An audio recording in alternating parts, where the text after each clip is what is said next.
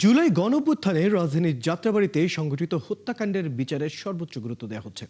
এখানে এখন পর্যন্ত ৮৫ জন শহীদের তথ্য প্রমাণ পাওয়া গেছে, যা যাত্রাবাড়িতে শহীদ পরিবারের সাথে গণশুনানিতে এমনটা জানিয়েছেন আন্তর্জাতিক অপরাধ ট্রাইব্যুনালের চিফ প্রসিকিউটর আমিনুল ইসলাম। স্থানীয় থানায় করা মামলাগুলো পর্যায়ক্রমে ট্রাইব্যুনালে এনে দ্রুত বিচার শেষ করার উদ্যোগের কথা জানান তিনি। আরও জানাচ্ছেন মাইনুল মারুফ।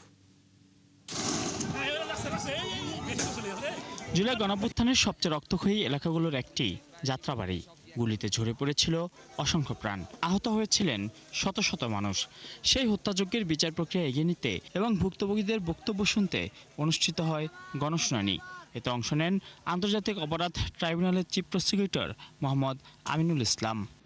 আমাদের অভিভাবক গণশুনানিতে শহীদ পরিবারের সদস্য এবং আহতরা তুলে ধরেন সেই বিভীষিকাময় দিনের স্মৃতি। দুনিয়াবাসী থাকতে আমি বিচারটা চাই, আমি বিচারটা করে যে আমার দেখাই দেয় আল্লাহ, আমি বিচারটা দেখে গেলাম। শহীদের দুইটা ছেলে আছে, এই ছেলে দুইটার দায়িত্ব জানি হারালো। অনেকভাবে আমাদেরকে হুমকি দেওয়া হচ্ছে, আমরা খুব রিস্কের মধ্যে আছি। শহীদ ফ্যামিলিরা আপনারা জানেন, আমরা যেন পুলিশের পূর্ণতা সহযোগিতা পাই। অনেক যে বর্তমান সরকার আছে তার কাছে চাই এই খুনি হাসিনার আমরা বিচার চাই। আন্তর্জাতিক অপরাধ ট্রাইব্যুনালের চিফ প্রসিকিউটর মোহাম্মদ আমিনুল ইসলাম বলেন, জুলাই গণঅভ্যুত্থানে যাত্রাবাড়ির হত্যাকাণ্ডের মামলাকে সবচেয়ে বেশি গুরুত্ব দেওয়া হচ্ছে। যাত্রাবাড়ির এই ঘটনাটাকে আমরা সবচেয়ে বেশি প্রায়োরিটি দিচ্ছি।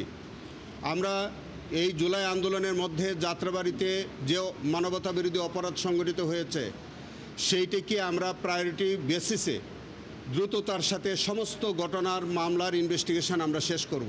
হত্যাকাণ্ডের যেসব মামলা এখনো স্থানীয় থানায় রয়েছে সেগুলো পর্যায়ক্রমে ট্রাইব্যুনালের আওতায় আনা হবে বলে জানান আমিনুল ইসলাম। যেহেতু এই মামলাগুলি যাত্রাবাড়ি গণহত্যার এবং এটা যেহেতু মানবতা বিরোধী অপরাধ, সেই কারণে যে মামলাগুলি থানা পুলিশ করেছে সেটাও আমি চেষ্টা করব যে এই মামলাগুলো তুলে নিয়ে ট্রাইব্যুনালে বিচারের ব্যবস্থা করার জন্য।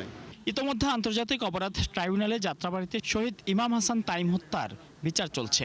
অন্যান্য হত্যাকাণ্ডের বিচারও দ্রুত শেষ করার অঙ্গীকার করেন চিফ প্রসিকিউটর। শনের আখড়ায় তাইম বুয়া সেই মামলাটি আমরা ইনভেস্টিগেশন করে ইতিমধ্যে আমাদের সাক্ষ্য প্রমাণ প্রায় শেষ হয়েছে। মাইনুল মারুফ, ৭১, ঢাকা।